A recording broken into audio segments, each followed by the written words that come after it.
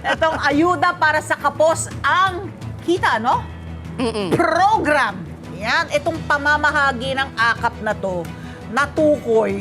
Naku, may hearing kasi, no? Oo. Si Senator Amy. Presided by Senator Amy Marcos. Abay, natukoy na itong distribution ng akap na yan, wala palang pinagbabasehang listahan ng mga benepisyaryo.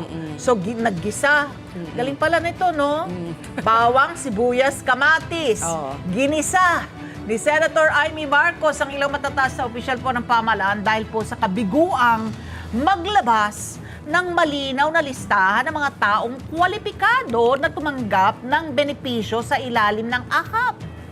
Sa pagdinig po ng Senate Committee on Social Justice, Welfare and Rural Development, hiningi po ni Senator Amy yung listahan mula sa DOLE, mula sa NEDA, no? At saka mula sa DSWD. So, tatlo po yan, nakagawaran. ahensya, oo. Sino sa inyo yung may listahan ng qualified beneficiaries itong akap na to? Correct. 5,000 pesos po yan, Oo. Huwag yung atching-atchingan.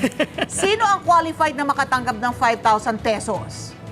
Wala ngang listahan. Na mabigay, mapapakita. Oo. Ang DOLE, ang NEDA, DSWD. At dahil nga walang nakuhang listahan, dapat tanong ang senador kung paano nga ba matutukoy yung mga tamang benepisyaryo kung wala naman palang listahan man lang.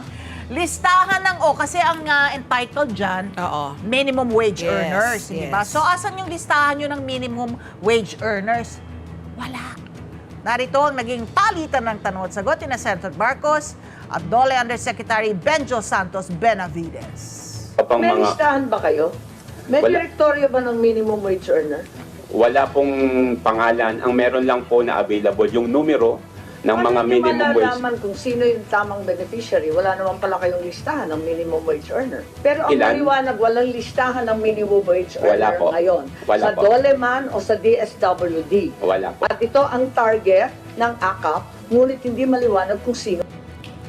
So, tiniyak naman po ni DSWD Undersecretary Aliyah Dimaporo na mayroon namang mga gabay.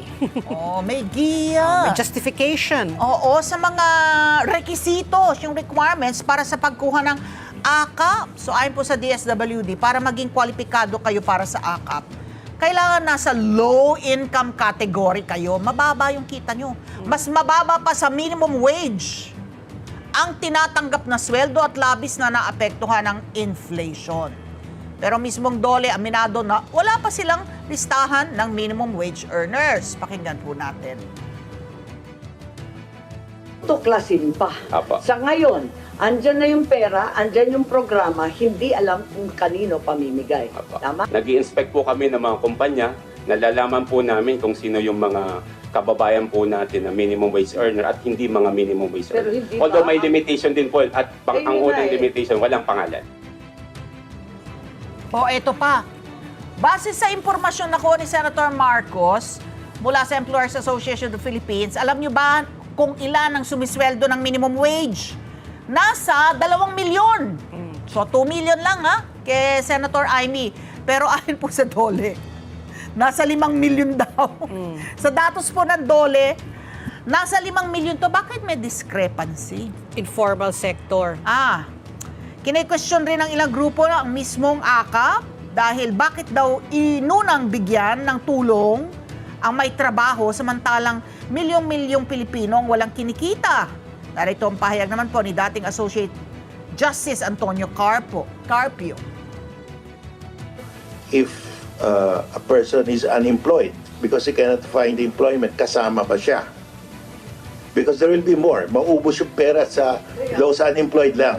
I mean, we will not be, let's not talk about minimum wage anymore because if you include those unemployed because they cannot find work, they should be given priority.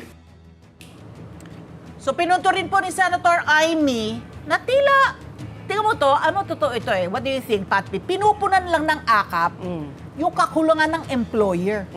So clearly, kung ikaw ay employer at wala sa minimum wage yung empleyado mo, hindi ka sumusunod sa batas tungkol sa pagbibigay ng minimum wage. Tama? Yeah. O, may trabaho ka nga pero hindi ka pinapasweldo ng minimum wage. Ibig sabihin, Oo.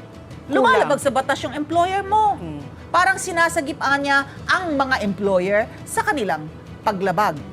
Nilinaw naman po ni Dole Undersecretary Benavides na may hiwalay na proseso para obligahin ang mga employer na magbigay ng minimum wage. Pakinggan nga po natin ulit si Senator Marcos. Habang naglalabag sa batas yung employer, ang pamahalaan ng gobyerno muna ang magbabayad ng akap. Tama ba yun?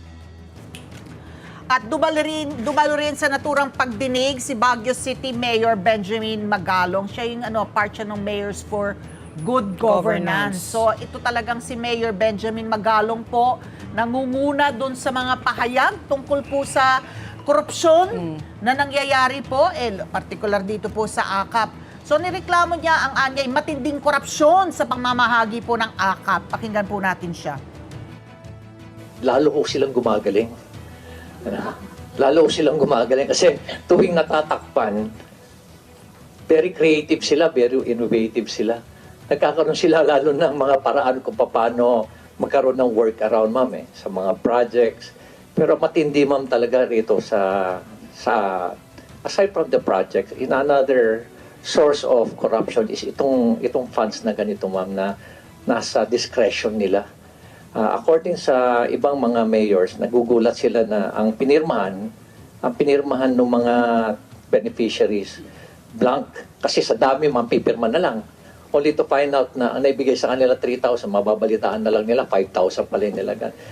Oo. Di ba yun nga maraming reklamo nga pinapasign sila na 5,000. Blank item din, Pero blank item din. di naman pinapasign, pero pagkuha nila, imbis na 5, nabawasan na ng 3,000, ng 2,000. Ito nga, pinakinggan ko yung yung hearing na yan and I heard some of the other things na sinabi ni Mayor Benjamin Magalong. Ang nagiging problema daw sa AKAP, kung sino yung nagdi-distribute, na parang pinalalabas niya na galing sa sarili niyang bulsa. That's one thing. Oo. 'Di ba? So dapat malinaw na itong binibigay na ayuda, itong AKAP na to ay galing sa buwis na binabayad nung kayo po na gumigising ng alas 3, alas 4 ng madaling araw para kumayod. Dapat magbabayad kayo ng buwis.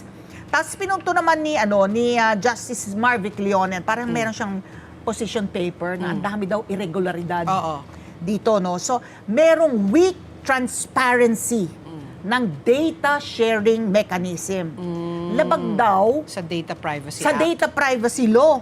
Na paano mo i-cross-check yung mga distribution list? Oo. So maaring pwede na isang beneficiary lang tapos nag-a-apply ka for multiple AKAP. Pwedeng isang beneficiary lang pero beneficiary ka ng AKAP, beneficiary ka ng Tupad, AIX, 4Ps, AIX, Tupad, oo. 4Ps, Oo, ano yung sa lahat. DOH, MAIP, Oo, Medical Assistance for assistance. Indigent Patients. Oo. Because walang transparency sa pag-share ng Ng data. datos nitong mga distribution list. Kaya maraming Redundancy. redundancy, no?